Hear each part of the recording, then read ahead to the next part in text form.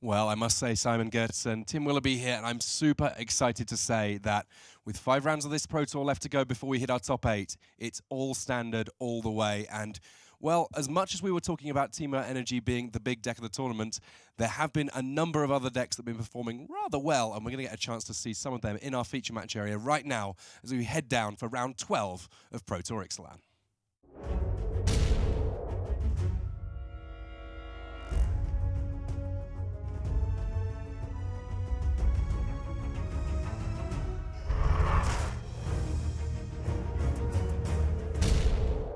Hello, ladies and gentlemen, everyone at home around the world watching. We have round 12 of Pro Tour Ixalan for you. And, well, Simon Gertsen, we've got some nice decks in our feature match area. We're kicking things off with our 2010 world champion, Guillaume Matignon. He is playing a Jeskai version of the Approach of the Second Sun deck. He said to me before the tournament, you know what? Opt got released in Ixalan. I knew I was going to play some sort of blue control. It was just a matter of figuring out the details. He's gone 6-0 in Limited, and with just the 1 loss in Constructed in great shape. And he's up against Pascal Maynard from Team Massdrop West. 9-1-1, and that one draw we got a chance to see on camera yesterday. Round 6 was a fantastic matchup. He is playing with a blue-white God Pharaoh's gift deck. Going to be interesting to see how these two play out because, of course, these two lists, they both have the potential to be pretty controlling, and each of them has kind of a combo finish, I suppose. Yes, but Guillaume's deck is the real control deck here. So Guillaume will have to try to contain Pascal's threat as much as possible. And if he manages to do that throughout the late game, then he will ultimately win the game. We can see on the very second turn of the game, being able to utilize being on the play here, Guillaume Matignon getting into play Search for Azcanta. This one of those cards that just means that his draws will be optimized throughout the game, and at some point he will be able to make sure that if he's got spare mana lying around, he can be drawing a lot of extra cards. Meanwhile, Minister of Inquiry is coming down for Pascal Maynard. An innocuous enough looking 1-drop, but it will mean that Pascal Maynard's graveyard gets full fairly quickly, and that's very important for these God Pharaoh's gift decks. Yes, and the overall game plan of these God Pharaoh's gifts deck, they exist in all combinations. You have Esper, white, blue, even blue, black. In this case, it's to refurbish out God Pharaoh's gift from your graveyard. So that's the most direct way to get the powerful artifact into play. And we see both of these players opting to use the original Invasion version of Opt. They all work out exact the same way. You get to scry and then draw 1 at instant speed. Not too many 1-mana instant card drawers been printed in blue lately, but this one has certainly seen a fair amount of traction. And already an Approach of the Second Sun in hand for Guillaume Matignon, though I suppose that for him, he really doesn't need to worry about trying to power out his win conditions anytime soon. It's more about keeping the threats away from Pascal Maynard in the early to mid-game. The good thing for Guillaume is that Pascal's creatures itself are not that threatening. I mean, the Minister of Inquiries certainly isn't. Angel of Invention can put on a bit of a beat on, but ultimately Pascal will not win the game if he doesn't get God Pharaoh's gift into play. And for these players, it will be relatively straightforward for Maynard to Maynard's plan to be revealed fairly early on, simply because there aren't too many decks that like to load their graveyard quite as much as God Pharaoh's gift. For Matignon, it's more a matter of he's so synonymous with playing control that I think that before he even sat down, regardless of what Pascal Maynard may have heard from yesterday, he could have had a fair read on what was going on for the Frenchman. Yeah, also good friends with Guillaume Wafotapa. He prepared with him, and both Guillaumes are known for preferring control decks. Now, Search for Azcanta doing slightly different work for each of these decks. Powerful enough that Guillaume Matignon choosing to use a Disallow on it. Disallow, in addition to being able to counter spells, can of course counter activated or triggered abilities. So even if a God Pharaoh's gift comes into play, there's the potential to stymie it for a turn there. But one of the premium counter spells for the Jeskai Approach deck. And once Search for Azcanta comes down, it is much more difficult to deal with. So I like the decision by Matignon to just not have Pascal have that ability.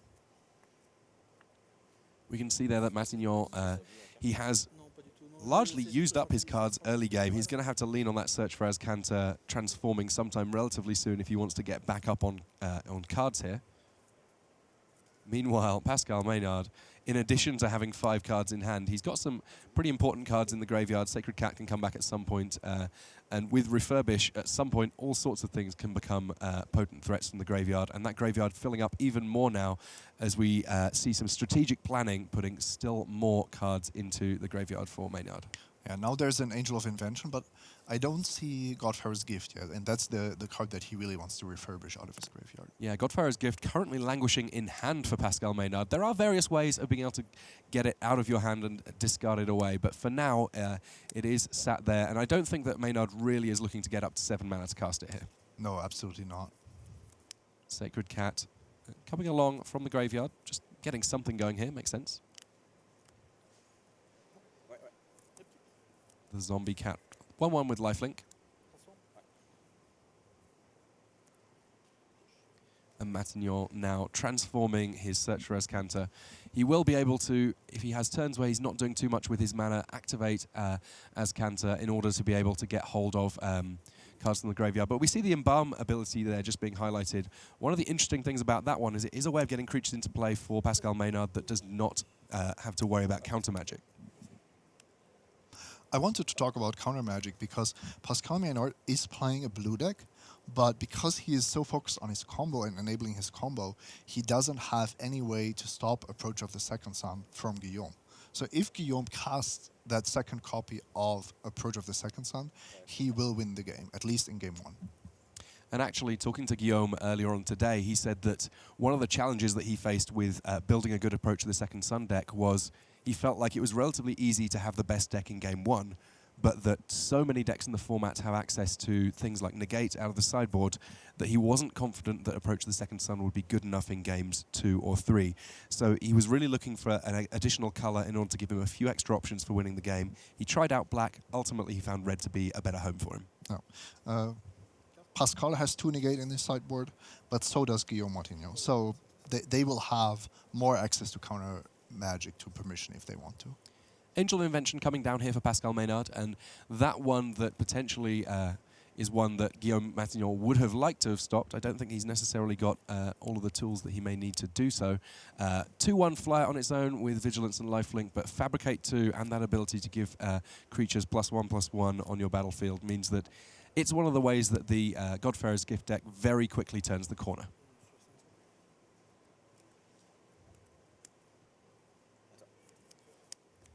Torrential Gearhulk there, allowing rebuy on a disallow in order to stop that Angel of Invention, though with it in the graveyard, nothing to say it won't come back. I really like the fact that Guillaume is playing 4 Settle the Wreckage. That's a card that will be absolutely crucial against all these aggressive decks that are running around. And even against a combo deck, if you can take away all of the attackers that a deck like Pascal's has, you are buying so much time that your combo, your game-winning Approach of the Second Sun just becomes so much better. Yeah, it's something that we've seen other decks run the Godfarer's Gift deck out of threats, and it's certainly an option that Guillaume Matignon may choose to employ. Champion of Wits here coming down for Pascal Maynard. He gets to draw 2 cards, then discard 2, and we know that there's already at least 1 Godfarer's Gift to discard, along with Refurbish in hand. The combo perilously close now. Yes, and we have to say finally, because Pascal was taking a lot of time to get to this point, and that's not the amount of time you can give a control deck like Guillaume's, who already has Azcanta on the battlefield, and I think he will just not let too many scary things, too many threats resolve that Pascal could have. So there are 4 refurbishes, but that's about it. So Azcanta, the Sunken Ruin, they're being activated by Guillaume Matignon. Any turn that he's able to effectively fade whatever Pascal's doing and use it to draw cards, it's obviously very potent. And Commit to Memory, they're the card that he's got as a pickup there. Commit to Memory, a nice catch-all answer to all sorts of things that are going on for on the other side of the table. It can deal with spells or non-land permanents. On top of that, though, Memory, Guillaume was telling me that occasionally out of the sideboard he does some cool things with it alongside the Locust God to create a lot of locusts very fast. Also, it can be, in an emergency situation, be used to get rid of a full graveyard. And in this matchup, this could be actually relevant. Yeah, 10 mana in total to cast Commit and Memory in the same turn. But it's something that Guillaume, fast approaching, of course, transforming Azcanta one way of getting an additional land on the battlefield as well, which is something that control decks do love. Extra mana and free cards, that's two great things. But this is the key first try for Pascal here. So here's Refurbish. Is there an answer from Guillaume Matignon? Probably the most important single play of the game thus far.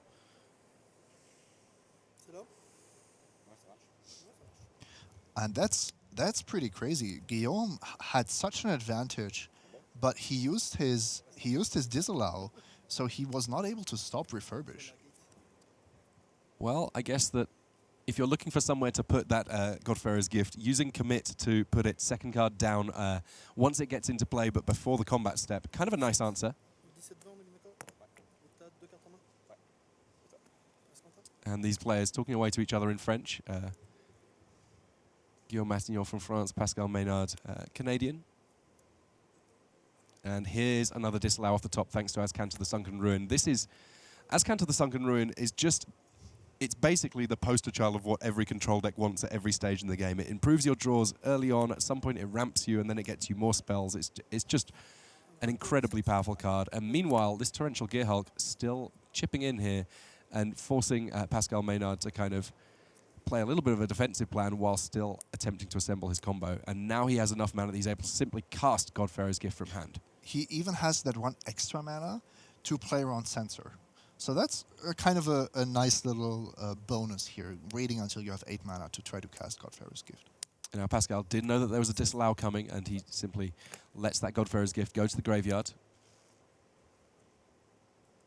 Minister of Inquiries at this point, simply an attacker. The rare second ability of that one drop. And I think that's the second copy of Approach the Second Sun picked up by Guillaume Matignon, so he gets to kind of do the turbo Approach the Second Sun plan here. Cast the first one. Yes, it goes back into his deck 7 cards down, but he doesn't have to wait 7 turns to find it. He can simply, the very next turn, set up his unstoppable win, regardless of how much life Pascal Maynard is on. And I think Pascal's going to struggle to deal 23 damage in the next turn. Yes, I think you're absolutely right, Tim. To be fair, the Approach decks usually don't wait all that long. If you have Search for Azcanta, maybe a Glimmer of Genius, these kind of things. But of course, if you can just play the turn after, that's basically the fastest you can win. Well, one way or another, Pascal Maynard, if he wants it, can get a Godfarer's Gift into play here, but I don't think it's going to be good enough for him. I believe that's the Godfarer's Gift that Commit put into his library, but Guillaume knew that it would arrive too late. This is a combo deck, but it's not a combo deck that just wins the turn that the gift comes down. So it looks like we are going to have a Champion of Wits coming back thanks to Godfarer's Gift. Champion of Wits, as a 4/4, gets a bit more exciting. You draw 4 cards and discard 2, but a lot of work for Pascal Maynard to do here if he's going to be able to close things out with the Eternalized Creature. I would say that Champion of Wits is actually the key card for Pascal in this matchup, and the fact that he didn't have one early on kind of created all the trouble for him. So Guillaume Matignon throwing down the second copy of Approach the Second Sun, that enough to win him the game regardless of the life totals. He picks up game 1. The player that knocked our one undefeated player off picks up game 1. We will have more Magic for you soon enough. But first, these messages. Play Standard to win special Standard Showdown prize boosters. Ixalan Standard Showdown events are hosted by local stores every day of the week except Friday. Find a location to play at magic.wizards.com/Standard Showdown.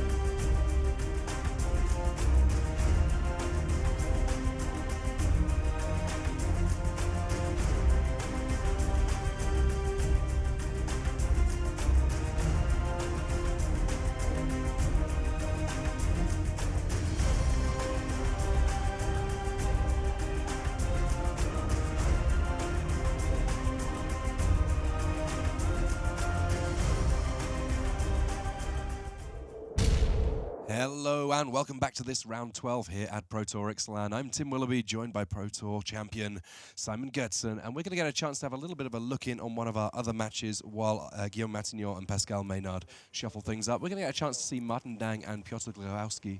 Glogowski already one game up with his slightly unusual energy list, a bit more aggressive than many of the other energy decks that we've seen, but he's up against Sultai energy, and Sultai typically is one of the versions of energy that can potentially also go the aggressive route. Yeah, and one of the key cards is Winding Constrictor, which we see here on turn 3. Yeah, you get to spend 2 energy to put 2+1/+1 counters on Long Tusk Cub, and when the Long Tusk Cub hits, you're generating 3 energy rather than 2. So this is kind of a pretty special combo here, and it means that, yeah, the Sultai lists can really put a hurt on fast if they need to. Yeah, this might win the game within the next 2 turns if Piotr doesn't have the right answers. While we have this game going on, I'll give you a couple of game updates from what's going on elsewhere. Owen Turtenwald playing Tima Energy against Paulo Vitor Damilarosa on 4-color energy. Owen did pick up that first game, able to cast Memory from his graveyard to find the key card he needed to win that game. So he's a game up as well. And Seth Manfield won his first game with Sultai Energy against John Rolfe's Ramanup Red. So a good day for the people being aggressive here, even if sometimes the aggressive decks are the energy decks rather than the red decks.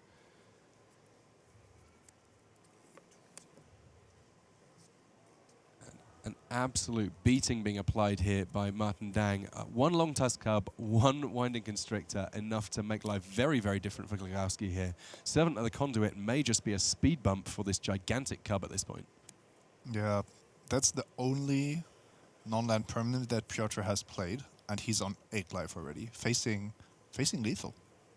Yeah, and it's the sort of thing that this Sultai Energy list does get to play fatal pushes and so on, so it wasn't even assured that he was going to make it through that turn. So I guess that Glogowski here, as much as he is probably not super happy with the situation he's in, you know, he's caught a little bit of a break still to be in this game at all. It looks like this one could very rapidly be heading to a game 3. Rogue Refiner, the pickup there for Glogowski. And Confiscation Coup. Blossoming Defense, that will be enough to close out that game. Martin Dang squaring things up. That one is going to be going to game 3. So Matignon and Maynard still just finishing their sideboarding, I believe. But let's talk about that sideboarding because it's a bit of an unusual one when it comes to especially Guillaume Matignon's deck. Game 1, Approach the Second Sun, just a very, very potent way of closing out games. But there is this ever-present threat from almost every deck in the format that Negate could be coming in from the sideboard. How does Matignon change things here? I don't think he will go away from winning with Approach of the Second Sun. He's playing against a combo deck that even after sideboarding has only 2 negates, so it is still the best way to win, and you're not going to win a fair game against a deck that is going to get out God Pharaoh's Gift eventually.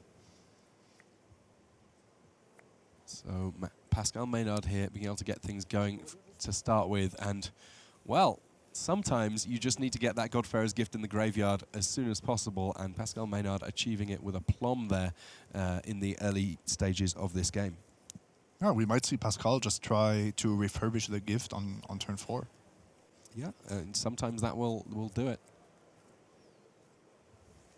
There is the potential for this specific version of God Pharaoh's Gift to be able to get things going a little bit sooner than some lists, rather than using Gates of the Afterlife or similar in order to power out the gift. Refurbish, when it works, is about the most aggressive way of achieving your combo possible.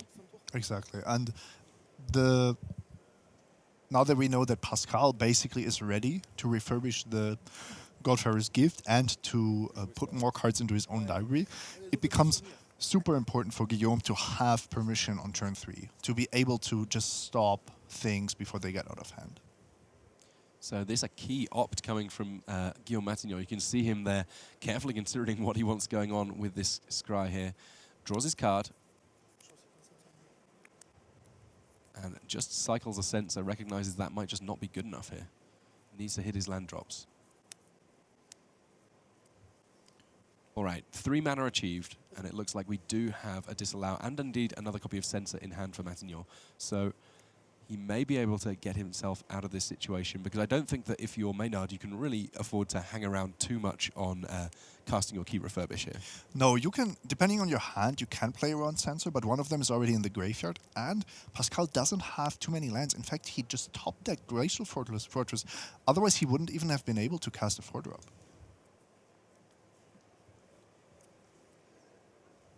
Now, I guess one slightly strange thing for Pascal Maynard here is we're talking about getting Godpharaoh's Gift into play. There's actually no creatures in graveyard yet for him, so he's leaning quite hard on making sure that his Minister of Inquiries actually gets something going for him.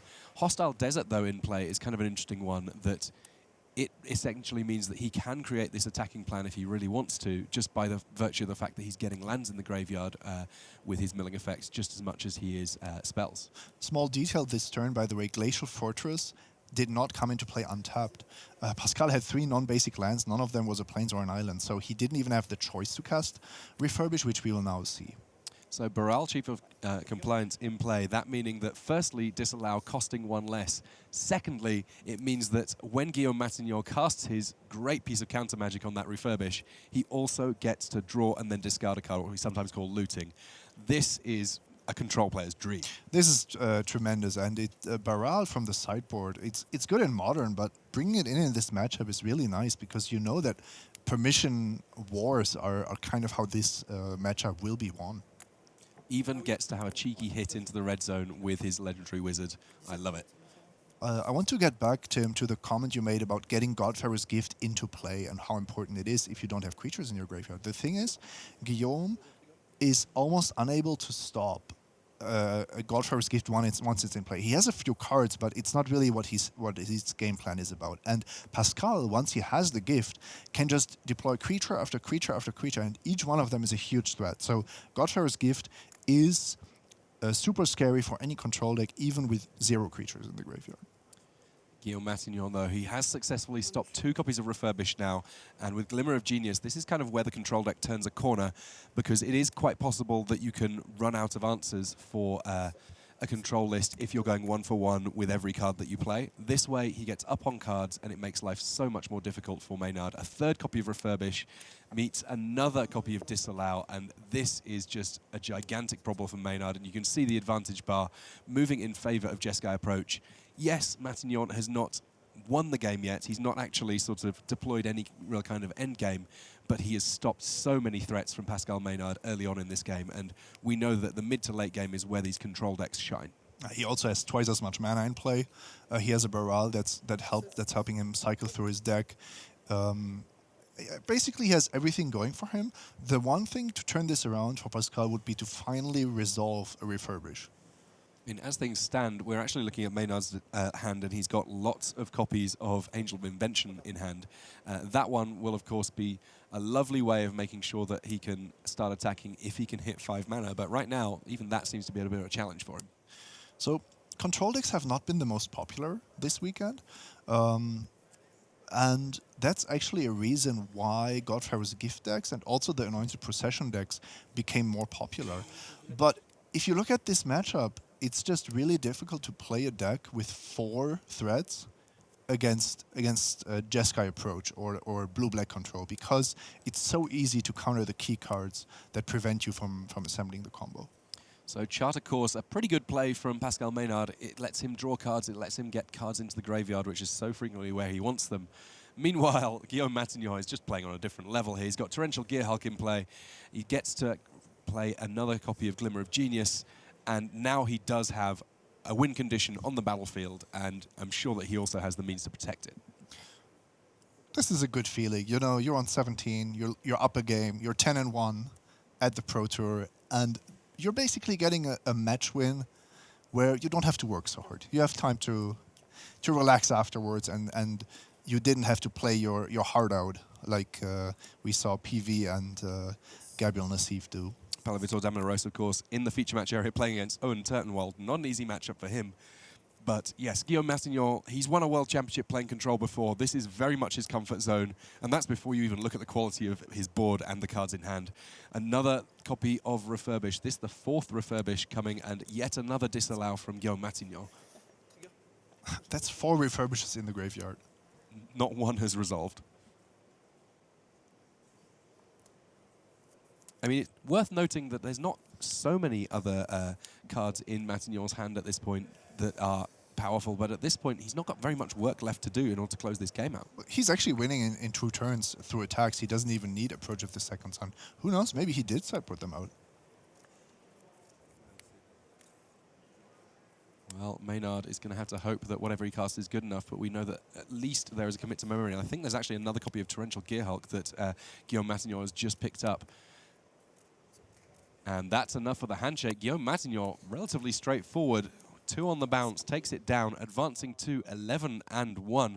Fantastic finish for the Frenchman. We will see some more of him in the future rounds.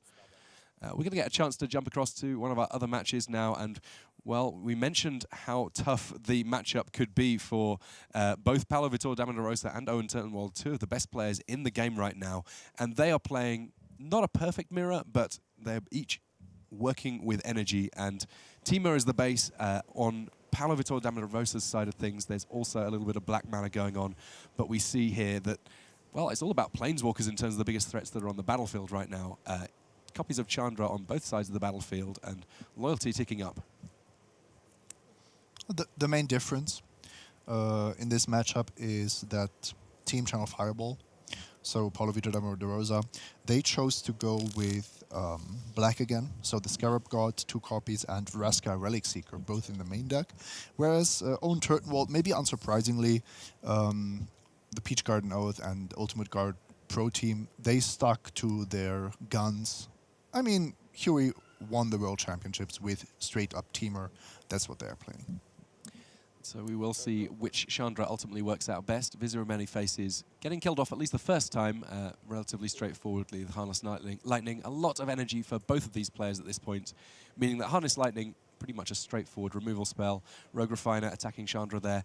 I think that this is going to be a matchup where, at least while there's the likes of Planeswalkers on the board, we may not see player life totals going down all too fast, but both these players, this will be one of the matches that they have tested more than almost any other.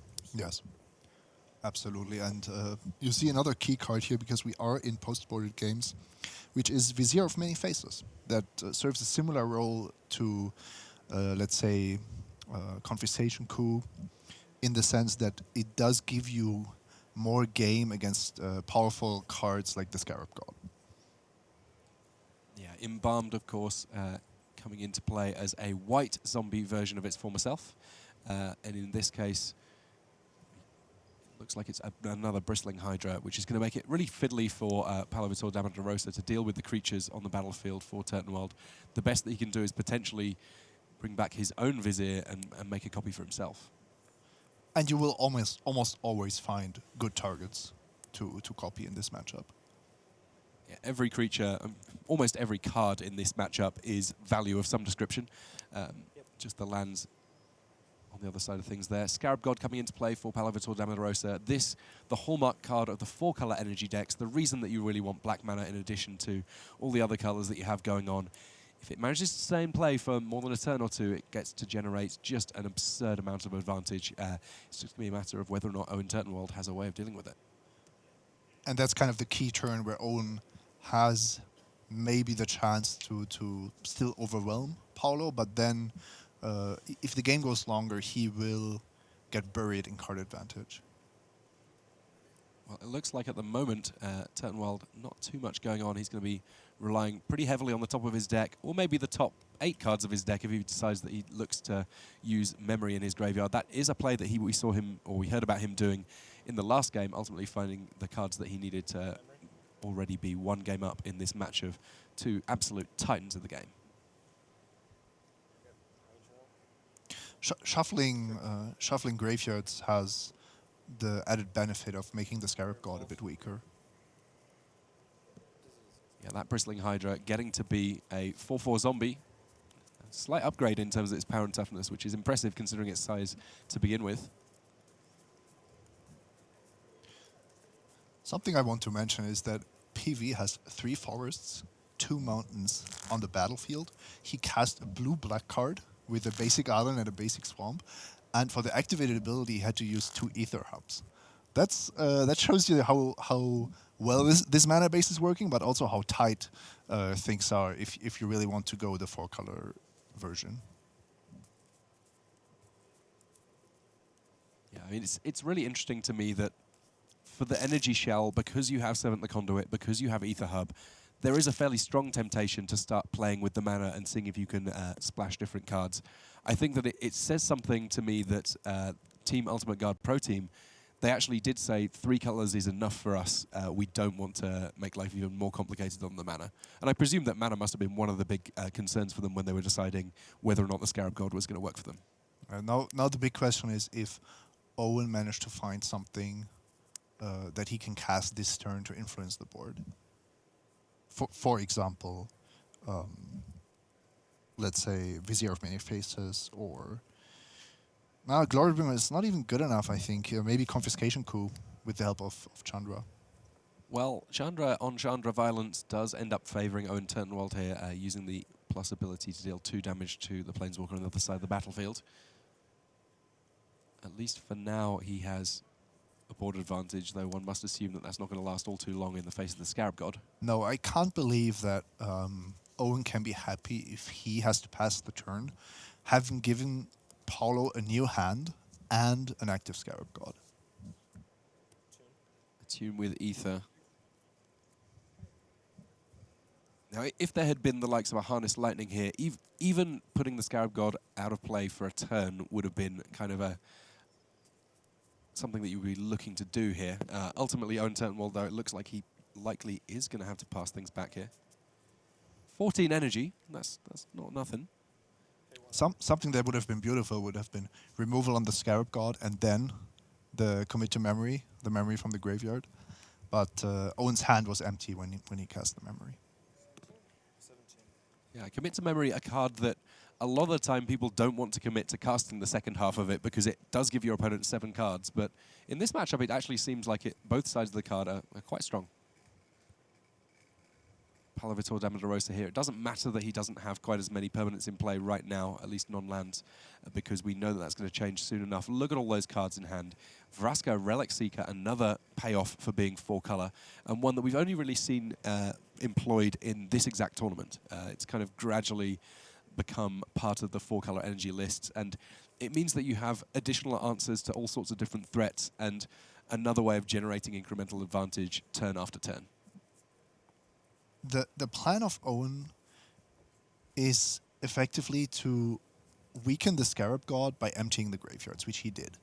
But if Paulo manages to kill a Rogue Refiner or a Bristling Hydra, then the Scarab God will go out of control really, really quickly again. Now, I'm interested, Simon, when we're thinking about Vraska in these energy lists, do you think that part of the reason for it may also be that it's a threat that's not a creature, that means that in battles of Scarab God, you get to have something that if your opponent deals with it, they're not then going to be able to steal? Oh, absolutely. And not being a creature has other benefits as well. For example, if you are playing against the control decks of the format that are just trying to fumigate. Quick match update for you. Piotr Gaglowski, he has won his match 2-1 over Martin Dang. So 4-color energy taking down Sultai energy in spite of what we saw in their blisteringly fast game 2. Ultimately, it was the 4-color list that was able to take things down over the one with 3. Sometimes more colors is better. Looking kind of that way a little bit for Palavitor Damadorosa here as well. The advantage, but still pretty firmly on his side of things as he looks at this grip full of cards and is just gradually filling out his board in spite of everything that Owen Turnwald's doing to try and keep him at bay. It looks like he's also holding a Chandra's Defeat, which could be very potent. Yeah, instrumental in dealing with Chandra herself. Very flavorful.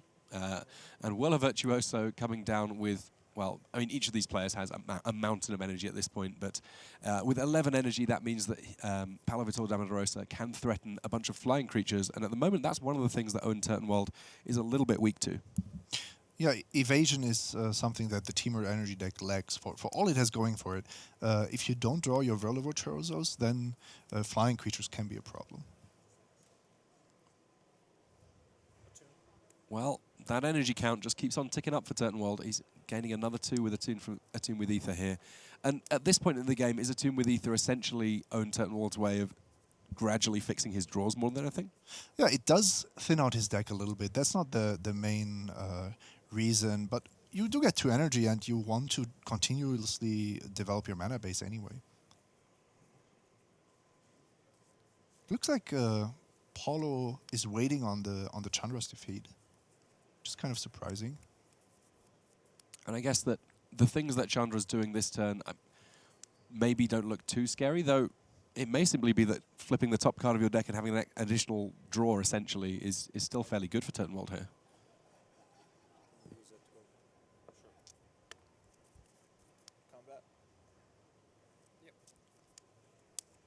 All right, Owen Turtenwald deciding that he doesn't want to leave this too long, gets into the red zone, and that may prompt Paulo to use some of his energy here to create a few instant speed blockers in the form of Thopter tokens. Sure. Keep in mind that Paulo really wants creatures to go to the graveyard. Ah, this is true. This is interesting.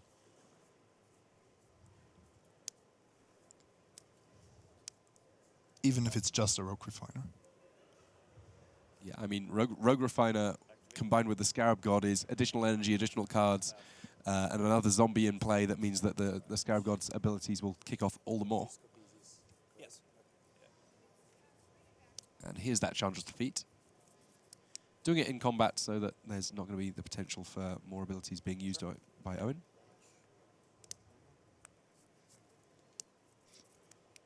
And because it was Chandra herself, Paulo got to discard an Attune with Ether. And draw a new card. Alrighty, let's see exactly what Paulo Vitor Damarosa wants to do here. He's not using his Scarab God in upkeep, happy to just get the 1 scry at the start of his turn. That will mean that Owen is also losing life, just the 1 point, but every point counts. All that mana while held open, I guess, representing just so many more opportunities, so many more options for the Hall of Famer, one of the winningest players that has ever graced the Pro Tour.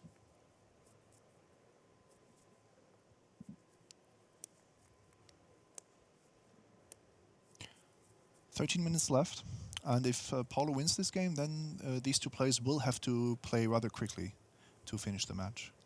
Worth noting, of course, that both these players, that's definitely within their wheelhouse. I think that neither of these players looking to pick up a draw yet. That kind of, the only thing that you want, the only time you really want the draw is when it's the last round or so and you just want to lock up your spot. Vraska Relic Seeker coming down here and generating a pirate token with Menace for Paulo Vitor Damarosa. He now has so many different angles of attack that it's going to be difficult for Owen to get back on this one, I would imagine.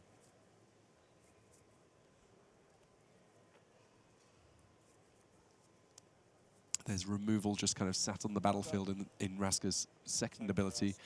I've not seen the ultimate on Vraska just yet, but as and when it happens, I'm sure it's very, very, very powerful indeed. Also, as things stand, though, Owen just feeling like he kind of has to get stuck into the red zone, and that, again, we're going to get a chance to see Paulo spending some of his energy in order to create blockers here.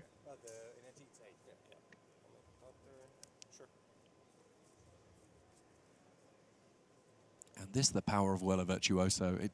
The uncommon, on the face of things, looks pretty good. It's a 2/3 that comes along with a body, but when you have decks that are casually generating energy all over the shop, does then either make a board where it's very difficult for your opponent to actually get anything going, or alternatively, on the other side of things, means that when you want to turn a corner and start attacking, you can generate just a huge force very quickly. I mean, imagine if Owen Turtenwald drew into a Whirler Virtuoso now. He's got 17 energy to work with. And that would actually be a card that could help him out here, but you can see that Paulo now has all the trump cards on the battlefield. He has an active Scarab God. He's just reanimated or embalmed Rogue Refiner, and Vraska is still alive. So I don't see Owen coming back from that easily.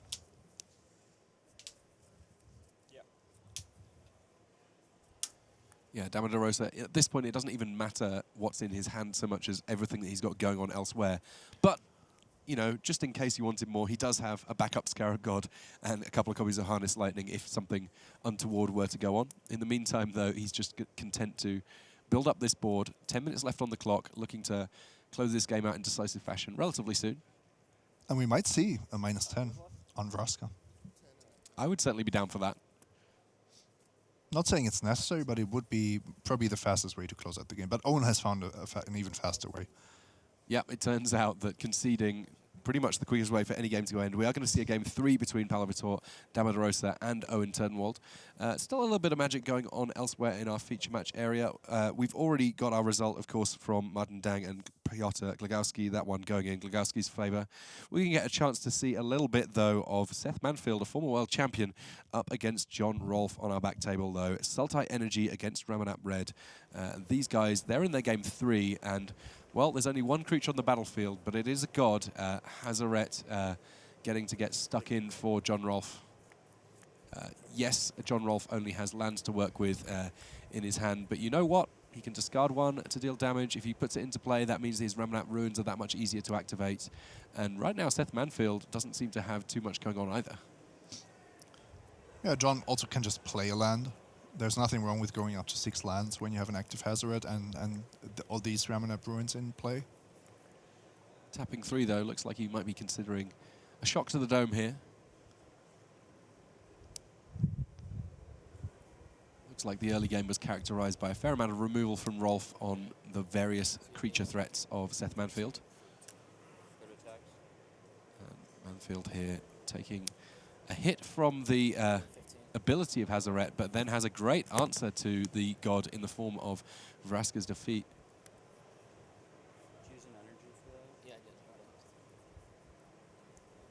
Even gets to gain a couple of life there while exiling the god. Absolutely perfect answer there.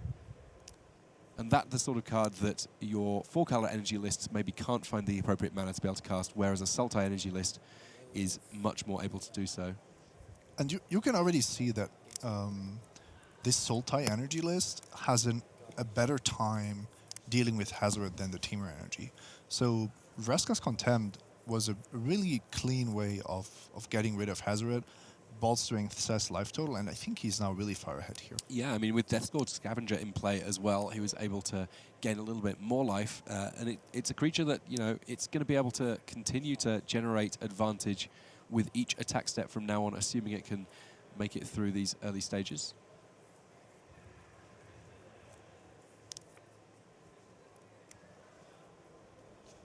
All right, by the looks of things, things are kicking off in our game 3 between Paolo Vitor Damarosa and Owen Turnwald. With not much magic left on the clock here for round 3, we're going to move across to that one and see how they get on. We will, of course, give you updates as to how the Manfield-Rolfe match concludes.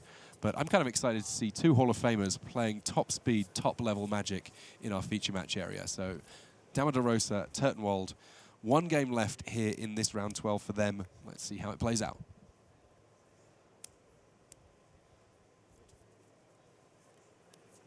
7 at the Conduit and an Attune with Ether, the early plays for Turnwald, but he doesn't get to keep that 7 in play for long. A Braid dealing with the creature very handily indeed. Rogue Refiner generating energy, drawing cards for Turnwald, but each of these players just rocketing through their turns here. This is not the turns where the game's going to be won or lost, particularly as long as they hit their land drops. They just want to make sure they hit the point where the big guns come out. The board is relatively even considering creatures and mana, but Owen has already gained quite an energy lead thanks to all the cards he's cast so far. And 2 copies of Ether Hub for Paolo Vitor Damarosa. At some point, they start getting messy in terms of his energy. He does end up having to use them perhaps a little bit more than he might like in order to be able to make sure he can simply cast his spells. And looking at his hand, well, there's not too much else going on. Well, a Virtuoso, obviously powerful. Confiscation Coup, I believe that is actually in both players' hands. So it'll be interesting to see how these first few turns play out here. The first threat may well be playing tennis, bouncing around all over this battlefield. Well, a Virtuoso giving Owen Turnwald pulse here. Counter. Supreme Will dealing with the Virtuoso. Virtuoso, one of the highest impact early cards that can get played in this energy matchup, as we saw in the last game. And Confiscation Coup on a 7th, the Conduit here. That means Owen Turnwald really appreciating quite how tricky a mana situation his opponent may be in here. Super aggressive use of Confiscation Coup, but Owen just doesn't want to not do anything impactful this turn, and this way he does keep the pressure on Paolo to have something. I believe another copy of Confiscation Coup is still in Turnwald's hand as well, so it may simply be a matter of the fact that he is able to burn that if he needs to. You don't need to keep 2 of them in your hand. It's enough if you just have that one backup confiscation coup. And for you Seth Manfield fans, we do have a result. He was able to pick up the win against John Rolfe, winning 2-1 there. So this is our last match going in our feature match area. A little shade over 5 minutes left on the clock, and a fair amount of work for each of these players to do here. Chandra coming down and dealing with Rogue Refiner for Paolo Vitor Damarosa, but still heavily flooded on ether hubs, not too much in the way of other basics, and the confiscation coup in hand for Paolo Vitor Damarosa, it's going to be using a large amount of his energy simply to cast it. If Owen has a removal for the Servant, he also gets to kill Chandra this turn. And that would be a huge swing. Well, Harness Lightning in hand, alongside a Bristling Hydra. Goes for the confiscation coup on Servant the Conduit. That, essentially, another removal spell that also generates him a creature. Kills off the Planeswalker here, passes things back. This is a great spot for Owen Turtenwald, but only 4.5 minutes left on the clock. He's going to have to close this thing out fast if he's going to be able to take home the W here. Yeah, but you can see that he played a relatively straightforward game where he just prioritized energy generation. And this means this Hydra is an absolute monster. Yeah, 15 energy to work with. That potentially 5+1/+1 counters at some point for the Hydra. It also means that Hydra, it can gain hexproof whenever Owen wants. And that enough for the handshake from Paolo Vitor Damarosa. Owen Turtenwald, honestly, going into that last game, I thought, you know what? 10 minutes is not a long time for this kind of a matchup to conclude. Ultimately, we did see a great draw from Owen Turtenwald that helped him able to pick up the win there, but really interesting to see how the confiscation coups all played out there. And that was just a kind of a cool snapshot of all of the different things we have going on in this standard format. We got to see control, we got to see combo, we got to see, admittedly, a fair amount of energy. But you know what? That's kind of what this standard's all about. And the way that we saw two different sets of players prioritizing how much energy they were generating over the course of games kind of tells us a little bit about maybe ways we might be considering playing this matchup going forward. I'm sure we'll be seeing more of it in future rounds, but that is the end of our round here in round 12. Do stay tuned, though. We will have plenty more Magic for you right after these messages.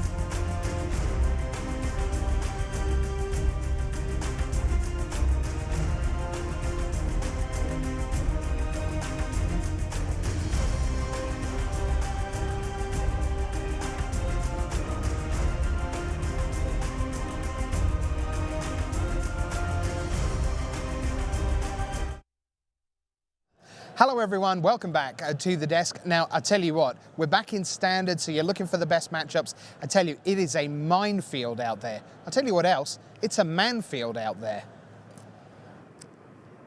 Thanks, Rich. I heard that joke coming in my ear before you did it, and we both disapprove. Anyway, I'm here with Seth Manfield on the floor. Seth, you're 10-2, and what's the deck of choice here in Standard? We got a little bit of glimpse on camera. You were playing Energy, but not Teamer Energy. Yeah, no, not Teamer. It's actually Sultai Energy. It's a lot more aggressive. You got like counter synergies with like Winding Constrictor. It's basically the only Constrictor deck in the format. So yeah, it's kind of in between like the black-green deck we were seeing a few months ago, and then Teamer. Obviously, there's a ton of Attune with Aether variations, and we didn't feel like people were going to be that prepared for Sultai. What's the incentive beyond, surprise value to this deck coming into this very well-known Standard format? Well, I just want to be aggressive. I've had very good success at Pro Tours being the more aggressive person, and I feel like Sultai is able to allow me to do that. And you've got some trickier cards. I think it gives you a little bit more room to outmaneuver people. Yeah. Now, I got to say, I'm a little surprised to have not seen you playing the red deck during its heyday here. I have you kind of sorted in my head as a red player. Has there ever been any attraction to that deck for you? You've had success with red in the past. Oh, for sure. Like, during our whole testing process, I was playing mono red most of the time. Like, everyone was jamming energy against me because the rest of it's like 11 people that like energy decks and then me. So eventually, like, they started beating me from the energy side, and I was like, all right, fine. Like, I'll just play what the team is going to play. So, yeah. But I do like, red is good. Like, so, yeah. Okay, now 4 rounds to go here. X and 2. What are you thinking about in terms of getting that next top 8 on your resume? I know you guys hate to answer those questions, but what should we be looking from you down the stretch here? I'm just hoping to keep winning and keep playing well. If I get there, that'd be awesome. I'm going to get pro points, so each round really counts. Top 8 would be amazing, but there's only so much that's within my control. Now, the Pro Tour Team Series, I know you can't, it's really hard to focus on that, but if you get to the end of a Pro Tour and Team Genesis puts one player through into top 8, that's a big chunk of business taken care of for that show? Yeah, I think we're not doing great as a team right now. If we could get one into top 8, yeah, that would really make up for a lot.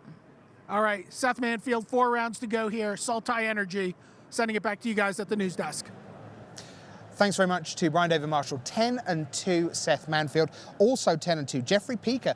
He's playing in his 3rd Pro Tour, 12-11 records so far. He's back thanks to an RPTQ success. You can be in the thick of the action if you can get yourself qualified. RPTQ is the way for probably about a quarter of the field to be here. Who else is at 10-2? Christian Hawk. He's 32 years old from Germany. He has 4 Pro Tour starts, none of them particularly auspicious. 10-2. Now that is auspicious.